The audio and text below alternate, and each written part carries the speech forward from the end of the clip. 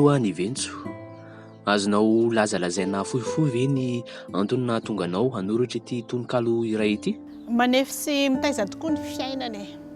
Mety an-tany teny ianao hoe fanahoana fa ny 20 oktobra 2024 dia nandalo fandidina ny tenako. Ankoatran'ny fanaintainana sy ny fangirifiriana dia tao koa ny tebiteby sy ny aya. Tao ny asa saina. Vola tsy toko tsy forohana no lany tamin'izany. Ny famezivezy ny fianakaviana, ny namanakaiky tamin'ny fikarakarana ny fifidianana ny fanafody.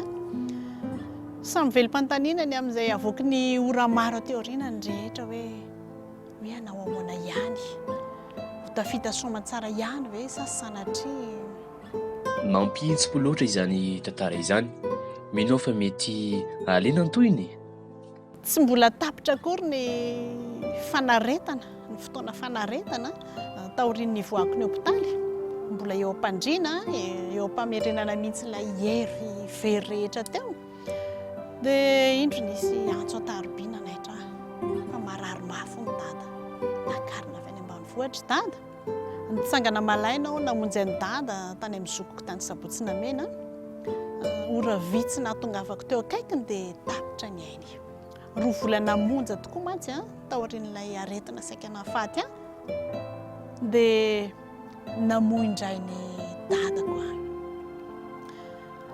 Maty izy ny 30 Desambra, izany hoe ny faran'ny taona 2024 ary nalevina ny andron'ny 2 Janoary 2024. Andro firavoravon'ny mananaina rehetra, andro ny asaramanitra, andro manjombona koa nefa satria fotoana farany ahitana n'ilay malala indrindra na ahitana masoandro. 20 taona no nampondramin'ny tompo anay ny arahana ny riaria tamin'ny dada. Raha izy zavatra no tantarainao izay no asiako teny kely movie izany tena navesatra be taminao na nampitaonondrika anao izany fisehoany zavatra rehetra izany ka nahatonga anao hamorona ity tononkalo ity. Tsy avy hatrany ny valim-panontaniana mifanohitra tanteraka amin'izay. Ny tena nahavaka ny saiko sy nampahery dia ny fahitako amin'ny mama teo ampiatrehana izany safotofoto rehetra izany.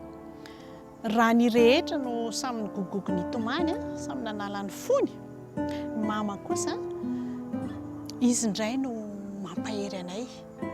Izay le toetra ny mama nafantarako azy hatry ny folo fahakeloko. Nampitraka ahy izany fihetsiky mama mampitehidery izany dia nanaitra ny ambopoko ary nanainga ny tanako hampikoriana ny peniko andro vitsivitsy taty aoriana. Niforona teo ny Tsiambarateloko. Anjarako indray zany izao ny mampahery ny vehivavy namako toa ny mama izay zatra manampy sy mampahery ny hafa mandrakariva. Kompantanana kely ho an'ny miray Vetso teo an-trano izy tamin'ny ady sarotra rehetra. Ny Tsiambarateloko. Malahelo indraindray noho ny olana miseho eo anivony ankohonana. Toa mitebiteby foana sy ady saina lava izao no mampiraika sy ronana. Fa avoakako avy hatrany ilay tsikiko ao anaty hampisinda sy hampisavy ireo menomenondava.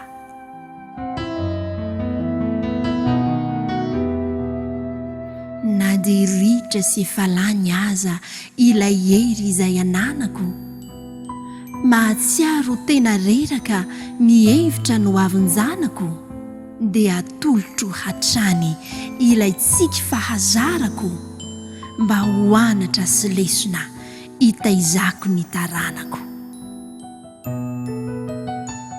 Matetika ny tena trotraka mivembena milopotraka, miady irery tsisy namana mitady hevitra iadanana, fa avoakako eny ihany ilay tsiky anatiko any, hanafenako tsy ho hita zany ady saiko izany.